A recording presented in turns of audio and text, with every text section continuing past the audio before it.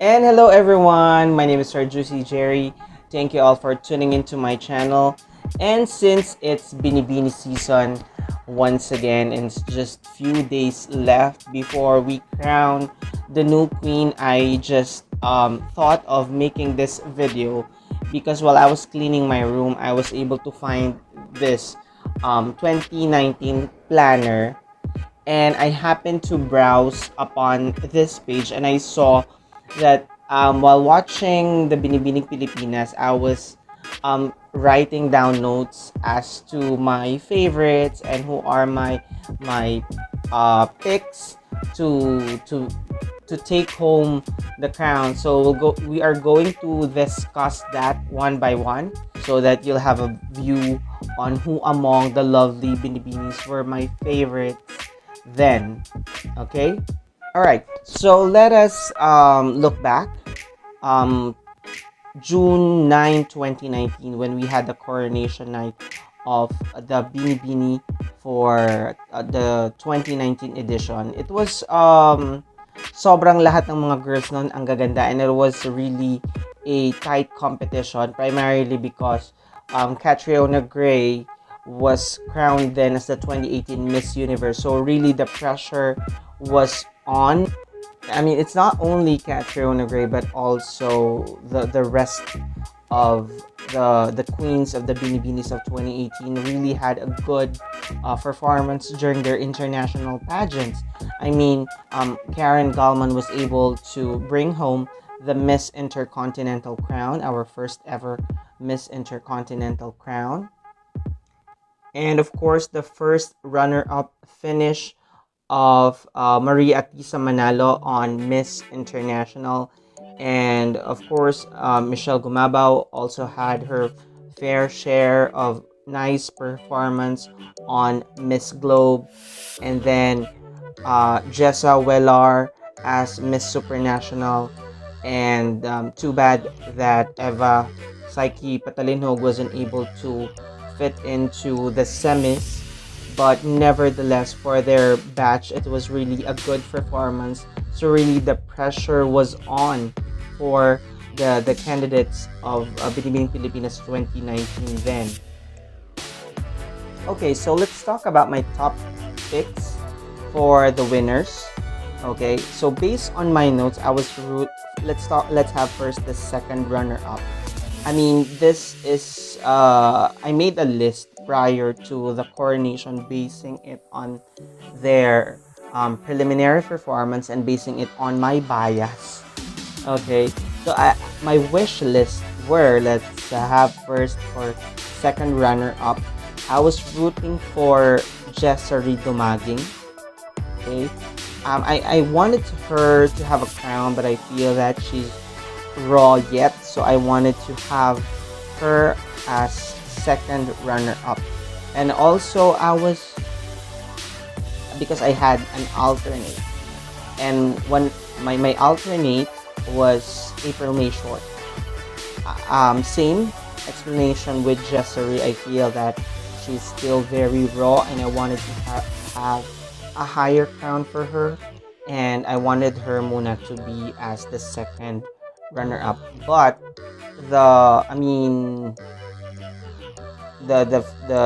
there's really a twist of fate, because for the second runner-up position was given to, again, Samantha Bernardo. Medyo naiyak-iyak ako at that time, na parang bakit? I mean, hindi man lang siya nag-raise ng one level up to become at least first runner-up. I mean, coming from a second runner-up finish noong 2018, and then come 2019 is another second runner-up finish for Samantha Bernardo. But I guess that she was able to move on, and she was very happy now that she was given the chance to be able to represent the Philippines in an international pageant, and she was now the first runner-up of Miss Grand International, and she really had a remarkable performance during that time. And I had a reaction video on the performance of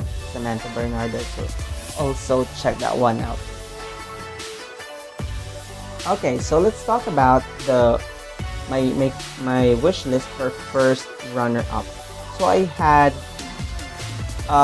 Julia Sobier as one of my my wish list for a first runner up finish.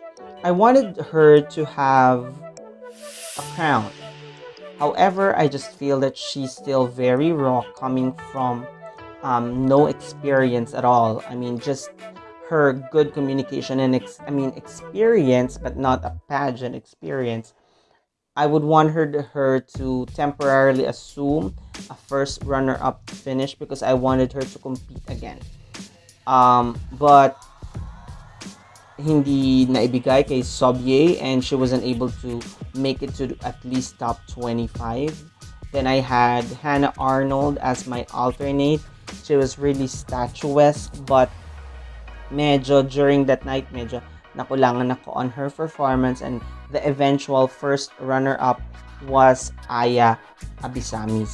Okay, Aya Abisamis, although she's really had an experience with modeling, I just feel though na parang sayang lang yung sagot niya during the Q&A because parang she wasn't able to really express herself well. Siguro nahaluan ng kaba and all that. But yun, she was able to assume the first runner-up, and because of the resignation of Samantha Ashley Lowe as Miss Grand International, she, as the first runner-up, had to assume for the crown.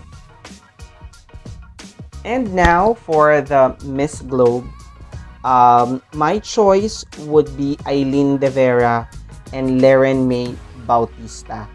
And the eventual winner then was Leren May Bautista. Leren she really had that very Filipina quality of beauty. And really, she really stood out that night. And even during her international stint, and she ended as first runner-up, diba? So I guess, and there are rumors now that the fans are clamoring for her to compete for Miss Universe Philippines. Let's keep our fingers crossed that the rumors are true and she will really push through with another take to clinch another crown. Alright, for Miss Intercontinental, my choices were Samantha Ashley Lowe or Samantha Bernardo. However, the eventual winner for Miss Intercontinental is Emma Mary Iglao, and I could vividly recall her reaction that she was really very happy. She's pleasantly surprised of her winning this crown. And same with Leren May Bautista, that the fans are really pushing her to compete for Miss Universe Philippines. And yeah, I will root for her and support her fully on her journey should she compete for Miss Universe Philippines. Next is Miss Supranational, and we know that Miss Supranational is medyo on the modeling side of the pageant, and so my wish list were Samantha Bernardo or Emma Mary Iglao. However, the eventual winner is Raysham Said. Raysham wasn't really one of my favorite then, but I had her listed on the dark horse or alternate. So ibig sabihin, people has to watch out for this candidates because hindi man sila fan favorite, pero we feel na meron silang ibubuga during the pageant night, and truly they really had something to give during that night, and maybe the judges were able to take notice of that, kaya she had, or she was the eventual Miss Supranational.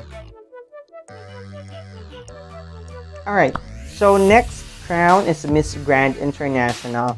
Hindi ko ma-process now why I had to write down, or ang wish list ko for Miss Grand International is Patch Magtanong. Although the fans were really rooting Patch to be for Miss Universe crown. And considering the prototype of a Miss Grand International na baklaan,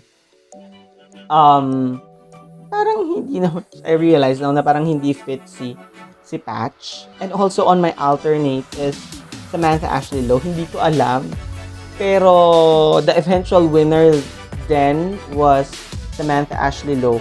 And actually now na parang hindi ko rin maisip kung bakit si Samantha Ashley Lowe ang nailagay ko noon as Miss Grand International. And I was also thinking now why the Binibining Pilipinas charities had chosen Samantha Ashley Lowe to represent our country for MGI, and I just felt that she didn't fit into the prototype of MGI. But anyway, she was the one who represented during that year, and there were issues pa because of yung parang na-hold siya sa airport and she was late, and she had parang not so good performance during the MGI 2018. And let's now go to Miss International, and I had to write down Vicky Rushton and Emma Tiglao for Miss International. And as we all know, that Miss International really had that prototype na mala Barbie. And really, if you look back on the top picks of even other pageant experts, na si Vicky talaga ang nagfit into the prototype of a Miss International. However, because of some mishaps during the question and answer round, she didn't take home the crown. And not even Emma Tiglao, because she was already the winner of Miss Intercontinental. And the eventual Miss International is Patch Magtanong.